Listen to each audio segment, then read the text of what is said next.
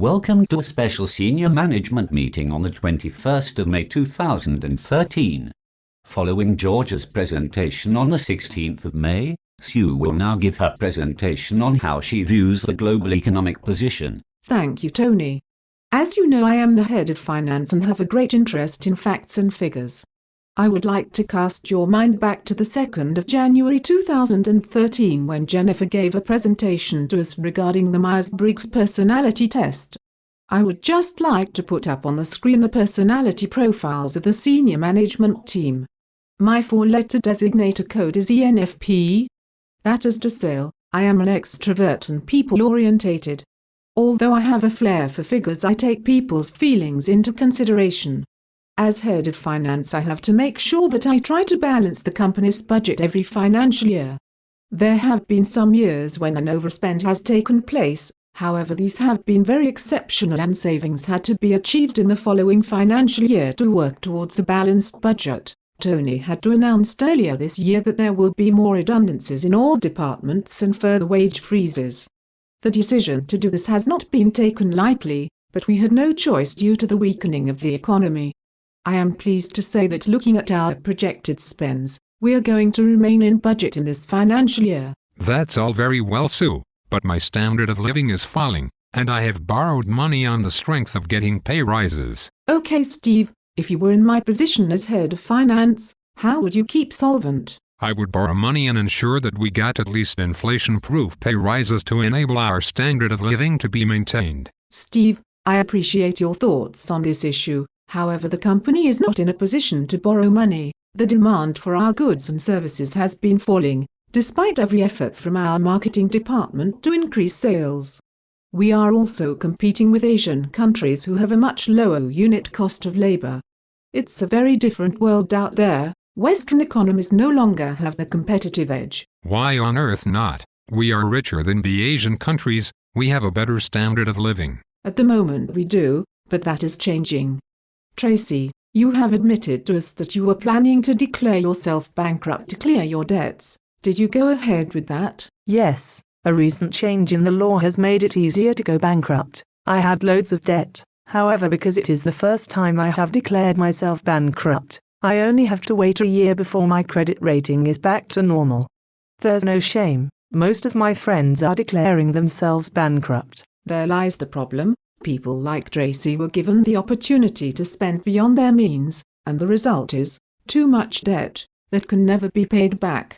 It is no secret to the senior management team that Tracy has a salary of £16,000 per year as an administrative assistant. Just out of interest, Tracy, how much was your debt? It was £36,000. But hey, I had great time. My motto is, live for today and to hell with tomorrow. The problem is, Tracy, tomorrow comes. By the way, Tracy, who do you think pays off your debt? I don't know, and I don't care. Sadly, Tracy's attitude reflects many of the people in our society. They have easy access to credit and don't think through how they are going to pay back the debts. As you know, the pay scales for our company are transparent, and as the head of finance I am on £65,000 a year. When I took my accountancy exams, I remember being told that a good ratio of pay between the person at the bottom end of the pay scale and the person at the top was a ratio of 1 to 20. The administrative assistants in a major bank will receive an annual salary of about £16,000 per year. Can anybody tell me what a typical chief executive of a major bank will receive? About £1 million a year. In some cases, chief executive officers of leading banks are getting £7 million a year. That is a ratio of 1 to 437 of the lowest paid person in the company to the highest person paid in the company, and that excludes bonuses. The greed is poisonous to harmonious working conditions. That's not fair. Why is it allowed to happen? Tracy, it's allowed to happen because they can get away with it. Politicians and the banking elite work hand in hand. The politicians love the power and the banking elite love the money. Don't think for 1 minute that all the people working in the banks are on a good salary. Most are not. It's the very few at the top that cream off all the profits. The banking elite got so greedy, and that caused a major financial crisis in 2008. The truth is, we have never recovered from that crisis. Sorry to disagree with you, Sue, but we have recovered from the crisis. You just have to look at the news to see that the stock markets are rising and high optimism reported in the news. Before I give you some facts, can anybody tell me what a top footballer earns in 1 week? It's about £240,000 per week. That's correct, George.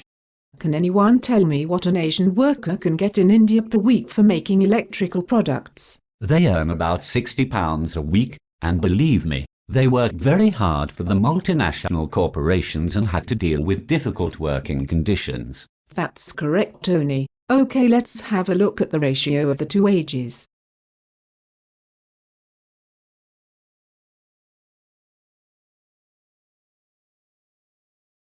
Wow, I did not realize that. Steve, I hope that focused your mind. It is truly disgusting that this is allowed to happen. Well, I suppose that's what happens when market forces are in play. Unfortunately, Steve, large multinational corporations play on the emotions of people.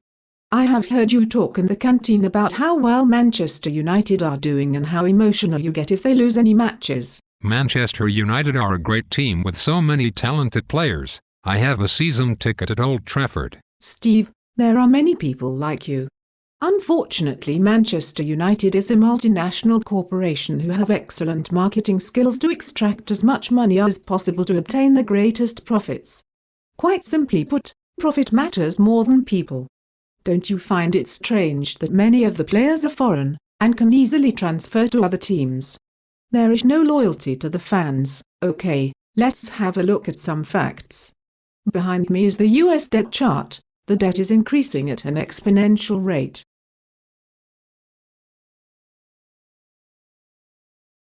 Here is the latest on the FTSE index. It's rising too quickly. It is a bubble that is about to burst. Have a look at this article from the Daily Telegraph. Mark Carney, who is due to become the governor of the Bank of England in July, is actively telling us that we face a decade of stagnation unless we take bold measures like in Japan. In other words, he wants to accelerate quantitative easing. This is utter madness. It's crazy and it won't work. It will only store up catastrophic problems for the future. Savings will be ruined, pensions will be ruined, and inflation will become a major problem. The stock markets may be doing well with all the quantitative easing, but the real economy is suffering badly. The reality is this: we have wage freezes, we have increasing low-paid work, we have unsustainable student debts, we have more people on food stamps, we have the baby boomers retiring, we have more people on part-time work, we have more zero-hour contracts, interest rates are far too low, and we have a widening gap between the rich and poor. Stress and mental illness in the workplace will be a major issue as more workload is placed on a more fearful workforce. Unstable working conditions will make it more difficult for people to plan for the future. I agree with Tony, in that there will be a reversal in fortunes between stocks and gold. I fear that the stock market will crash as it has reached an unsustainable level. Gold will once again be seen as the safe haven in these uncertain times. Thank you, Sue, for a most informative presentation. Steve will be giving his presentation at the next meeting. I am sure that we shall all be looking forward to that.